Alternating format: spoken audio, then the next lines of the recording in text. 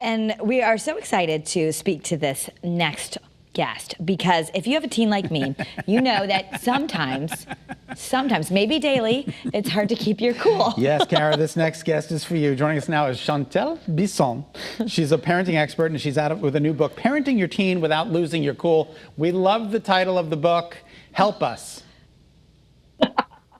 Well, I will try my best to help you. Thanks for having me on. So can we just talk about that? I think sometimes parents, we just don't understand that something changed. Like, it happens so quickly. You have this little kid who wants you to tuck them in and watch movies with them, and all of a sudden they're like rolling their eyes and shutting the door on you. What happens? Yeah, well, I think hormones happen. Quite frankly, I think we all remember those days. I'm going to be 52, and honestly, I remember that transition like it was yesterday. I remember feeling unraveled, within myself. I was like, what is going on? What happened to me? I used to be so cool and easygoing, and now I feel like I've lost my mind. So, we're feeling that way, and the kids are feeling that way. And I think so often as parents, we kind of forget that we went through it as well. And we take it really personally. Because like you said, you had this kid who's like eating popcorn with you. They're letting you brush their hair. You're still doing bedtime stories. It's like awesome. And it's bliss. And then all of a sudden, one day they're just like, excuse me, who are you? Like, they don't want anything to do with you. You're all of a sudden, you're not cool. So what do you do when you lose your cool?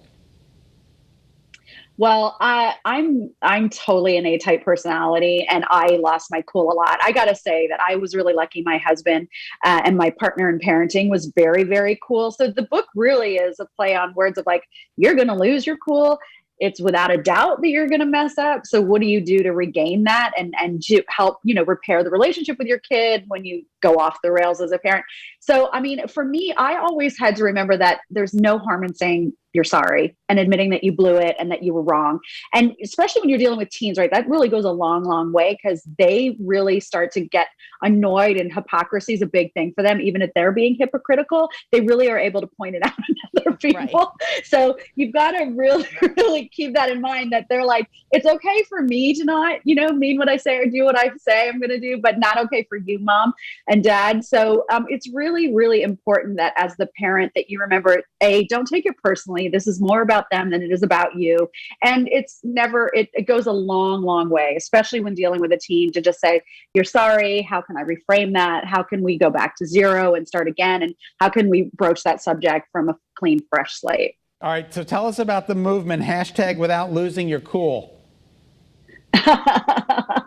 Well, you know what? It's really about life is messy and it's difficult. And so often it's easy to get inside ourselves and to feel like we're the only person that's going through a struggle, or we're all alone in how we feel or are upset. So really the movement is all about, let's have some fun. Let's understand that we're all human, that, we're all out here doing our best, and to stop taking things so personally and like carry the weight of our shoulders, and just really like have fun with the fact that life is messy, but hey, we're 6 feet above ground, and that's a blessing and a beautiful thing. So enjoy it. Yeah, no, even when it's difficult. It's a good attitude. I think especially moms, and it could be dads too, we often, if a kid is misbehaving or there's a problem, we internalize that we did something wrong, like we must have just failed here. Like, why is he or she having trouble at school? Or why are he or she having trouble? Like, moms tend to go, okay, I must have done something wrong. Oh yeah, 100%. For sure. I've talked to dads, and they tend to internalize a little bit. But it seems to be with dads, it's more with their kids' physicalities and their shortcoming with their physical prowess. Whereas moms definitely, we carry the weight of their social issues and their educational issues. We kind of carry the brunt of that. And we need to, what's really helpful for them and helpful for us is to remember that we all are our own people, and we're all on our own journey. And that as long as you're supporting your child through, it's okay to let them muddle through a little bit. You don't need to catch them for every single thing. Failure really is what teaches us our greatest lessons and helps to create the best character. If everything's a breeze and we don't struggle, we tend to not have empathy, and we don't know how to be compassionate. We also don't know how to pivot and regroup and find a new way of coming at the same problem. So I think that it's a really beautiful, beautiful thing to allow our children their individuality within their struggles. As long as you're supporting them, you're not leaving them out there like hanging in to just like fail all over schoolwork done. I'm not talking about that. I'm talking about like being a partnership in their growth and in their becoming a full human. So do you give practical scenarios in the book, or what would we learn from reading it? Yeah, for sure. There are practical scenarios based on my own experiences as a teen, even though it seems forever ago. And then, some of the experiences that I went through with my daughters and, steps that I took to help rectify those things and to get them help when they needed help. And then also from other friends, who had, kids who had struggled with drug addictions and whatnot. So it really is it's an all encompassing parenting book. I don't stick to any one topic because there are books specifically for how to help your child with an eating disorder, which I reference in the book, and mental illness and depression.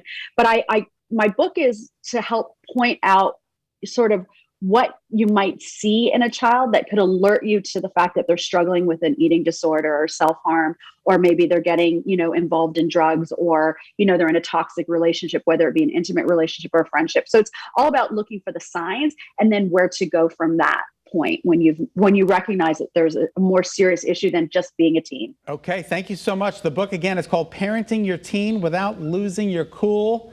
There it is, and you can get it wherever good bookstores are sold. If we could all look that happy every day with the teens. I'm just kidding. Exactly. Thank you, Shantelle. My girls are all in their adulthood, right? They're all in their 20s and 30s now, so that's why I'm smiling. Hindsight's 2020. Thank you so much. Thank you.